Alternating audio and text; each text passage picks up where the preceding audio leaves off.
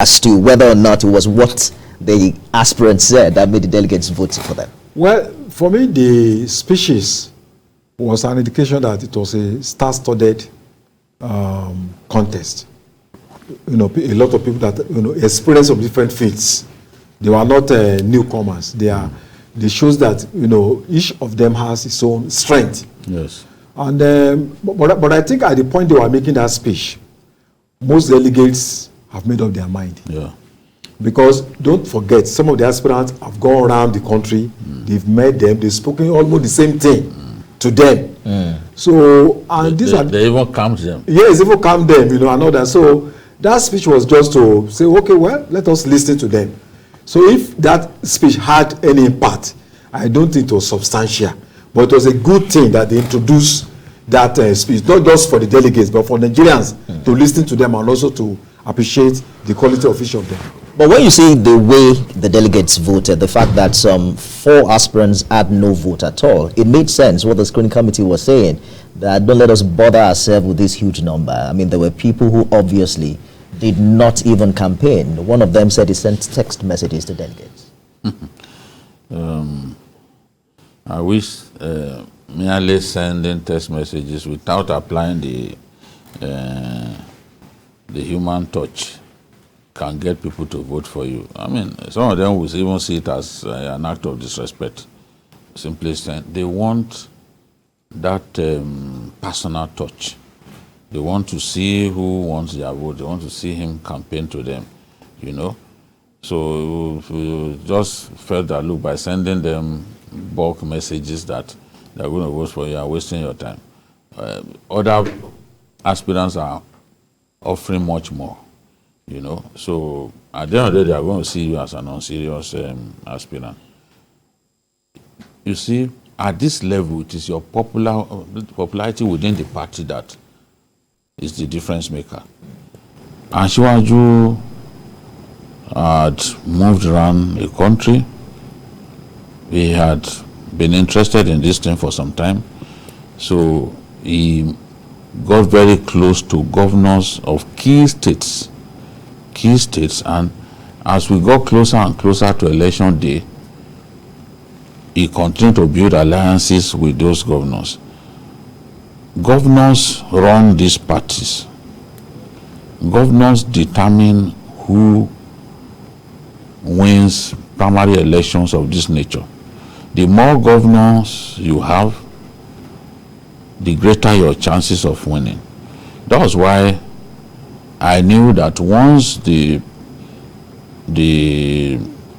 13 governors from northern Nigeria told the president that, look, we want this thing to go to the south. I knew there was nothing the president could do. They are the ones who control the delegates. The president hasn't got a single delegate. He can't even vote. So how are you going to ignore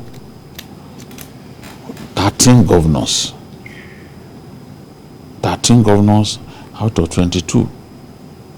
Was that the Tinubu factor? Because recall that some years ago, I think about a year ago, this conversation was rife when the southern governors made a subtle threat that indeed the presidency must come to the south, and there was some level of division within northern governors. At what point do you think that they reached a consensus in that regard?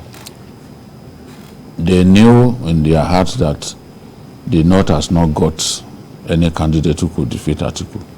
Look, before their decision, we came on this program, we said the same thing. You're saying the emergence of Atiku may have solidified. Yes, may had made it clear to them that, look, there's only one candidate who could possibly defeat this man. And that candidate is the strongest of all the aspirants.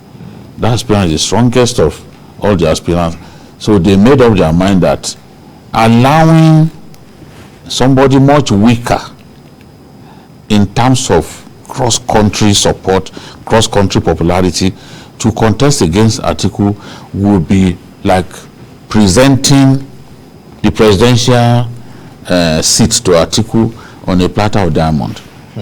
So when you talk to most Northerners, they will tell you that looking at that field, it doesn't look like any northerner could defeat Atiku, because Atiku and the Senate president come from the same northeast zone. So it was. It is much more popular. You're saying it was about the party after all, not about any particular genuine affection or love for the South. No, that's not what I'm saying. Amongst those governors, there were at least 3 who in the past had been saying this should go to the South. Governor Masari, Governor Ganduje, Governor El-Rufai. So let's give it to them. They had said it repeatedly that it was the turn of the South.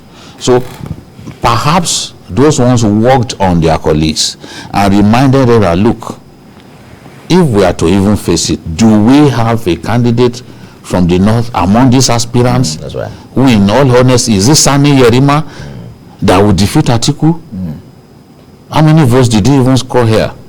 Is it Yaya Bello that will defeat Atiku? You need somebody that is much more popular than those guys. And that realization was what prompted these governors to say, look, let this thing go to the South. Of course, some of the outspoken ones amongst them, like El-Rufai, had always believed that, look, for the sake of equity, this thing should go to the South.